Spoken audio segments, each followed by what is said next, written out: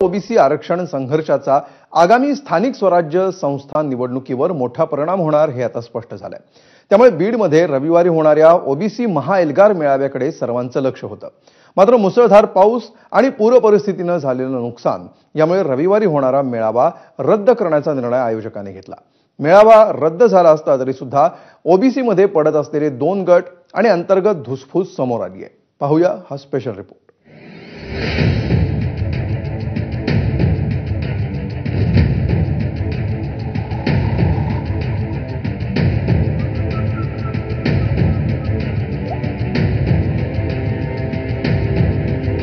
बीडमध्ये मंत्री छगन भुजबळ यांच्या प्रमुख उपस्थितीमध्ये ओबीसींचा महाएल्गार मेळावा होणार होता।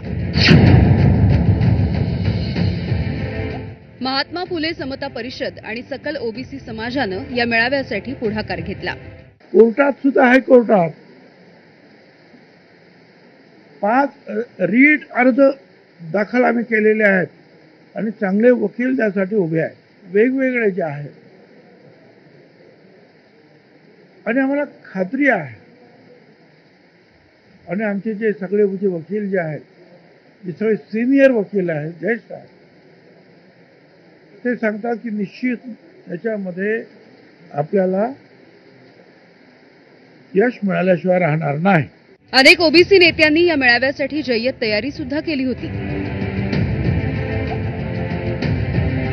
अनेक जण आपापल्या पद्धतीनं आंदोलन करत असतात, त्यामुळे ह्याला काहीतरी वेगळं फाटा फोडण्याची किंवा याला वेगळा अर्थ काढण्याची गरज वाटत नाही, असं माझं मत आहे। मी इकडे विदर्भात काम करतोय, खाजगी मराठवाड्यात काही भागामध्ये फिरतात, भुजबळ साहेब फिरतायत आणि एकूण सगळ्यांची भूमिका ही प्रामाणिक आणि इमानदारीची असावी। बघा, त्या जीआरला जो विरोध करेल तो जीआर रद्द करा अशी स्पष्ट भूमिका घेईल, त्याला कुठे फाटे न फोडता तो ओबीसीचा हितेशी आहे असं मी म्हणतो। बीड येथे ओबीसीचा एल्गार मेळावा माननीय ओबीसी नेते मंत्री छगन भुजबळ साहेब यांच्या नेतृत्वात आयोजित केलेला आहे। माननीय छगन भुजबळ साहेबांचा फोन आला होता की 28 तारखेला 2 कार्यक्रम होत आहेत, तर आपण एकच कुठला तर कार्यक्रम घेऊ आणि म्हणून आम्ही दसरा मेळावा 7व्या दिवशी न घेता आम्ही 9व्या दिवशी घेतोय। म्हणजे मंगळवार दिनांक 30 सप्टेंबरला सायंकाळी 4 वाजता आरेवाडीच्या बिरोबा बनामध्ये दसरा मेळाव्याचं आयोजन केलेलं आहे। भुजबळांचे पक्षामधील मंत्रिमंडळामधील सहकारी हसन मुश्रीफ यांनी मात्र वेगळीच भूमिका मांडली। महापुराच्या संकटातून लोकांना बाहेर काढण्याचं आपण काम करतोय।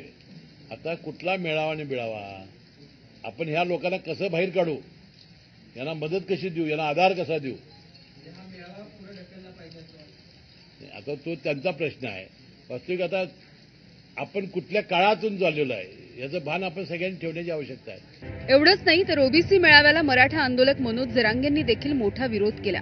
जे ओबीसी नेते महाएल्गार मेळाव्याला जातील त्यांचे उमेदवार झेडपी पंचायत समिती निवडणुकांमध्ये पाडणार अशी भीमगर्जना मनोज जरांगेंनी केली। मराठ्यांचं बारीक लक्ष आहे त्यावरती, त्याचं कारण पण सांगतो। कारण ते येवल्याचा अलीबाबा म्हणला त्या दिवशी की मराठ्यांच्या नेत्याला धडा शिकवा, असं एक तो त्या दिवशी म्हणलाय। तसं मराठ्यांचं सुद्धा बारीक लक्ष आहे, आम्ही लक्ष ठेवणारच ना। कोण ओबीसीचा बीड जिल्ह्यातला नेता त्या कार्यक्रमाला जातो आणि जो ओबीसीचा नेता त्या कार्यक्रमाला जाईल त्याचे सीट मराठ्यांचे लोक पाडणार। मात्र बीड जिल्ह्यामधील मुसळधार पावसाचा कहर आणि त्यानं शेतकऱ्यांचं सुरू असलेलं नुकसान यामुळे रविवारी होणारा ओबीसी मेळावा तुर्तास रद्द करण्याचा निर्णय आयोजकांनी घेतलाय। चांगला घेतला निर्णय, कारण तिकडे संपूर्ण शेती उद्ध्वस्त होताना हा मेळावा घेणं योग्य नव्हतंच। तो निर्णय चांगला आहे, आम्ही स्वागत करतोय। उद्याचा मेळावा जरी रद्द होणार असला तरी ओबीसींमध्ये झालेले 2 गट आणि अंतर्गत राजकारण हे चव्हाट्यावर आलंय। त्याचं कारण मेळाव्याच्या बॅनरवरून ओबीसींची बाजू लावून धरणारे आंदोलक लक्ष्मण हाके यांचा फोटो गायब झालाय। त्यामुळे भावनिक होत लक्ष्मण हाकेंनी एका पोस्टमधून आपली व्यथा मांडली आहे। माझा फोटो काढतील, मनातून हटवू शकणार नाही तशी प्रतिक्रिया त्यांनी दिली।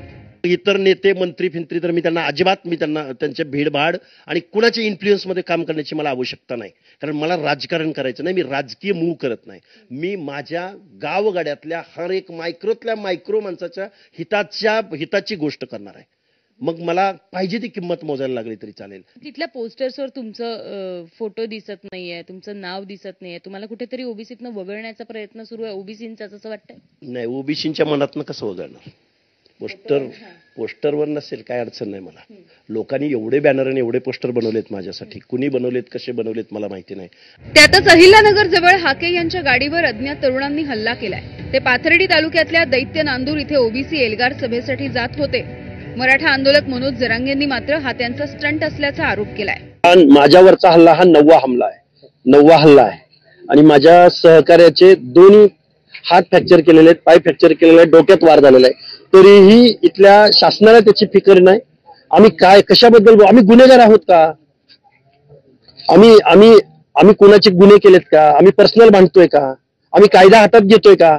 आम्ही लोकशाही मार्गाने आमचं म्हणणं मांडतोय, आम्ही मेळावे घेतोय, मग आम्ही गुन्हेगार? ओबीसी बांधवांनी आता महाराष्ट्रात राहायचं का नाही हे या महाराष्ट्राच्या मुख्यमंत्र्यांनी गृह विभागानं आम्हाला सांगावं. आमच्या पुढे सुद्धा शेतकऱ्याच्या अडीअडचणी महत्वाच्या, ते धान्य ते द्या. आपण हे छोटे छोटे कामं आपल्या शेतकऱ्यांसाठी करू. त्याच्यामुळे यांच्याकडे आम्हाला या स्टंटबाजी लोकांकडे लक्ष द्यायला वेळ नाहीये. हे प्रसिद्धीसाठी गाड्या फोडून घेते, हल्ले करून घेते, दुसऱ्याचे नाव घेते. पण आम्हाला त्याच्यात वेळ नाही. इथं संकट शेतकऱ्याला आणि त्या कामाचे सध्या. ओबीसी नेत्यांनी हाकेंवरचा हल्ला आणि त्याच्या नाराजीची दखल घेतली आहे. लक्ष्मण हाके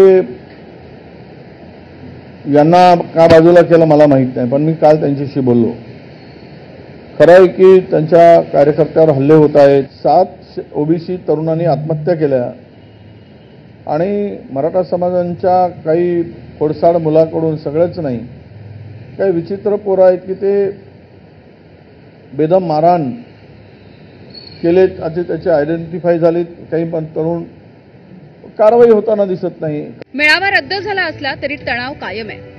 राष्ट्रवादीच्या त्यातही भुजबळांच्या नेतृत्वामध्ये ओबीसींची एकजूट दाखवण्याचा हा प्रयत्न होता असंही बोललं जात आहे. बीडवरून विकास मानेसह ब्युरो रिपोर्ट, एबीपी माझा.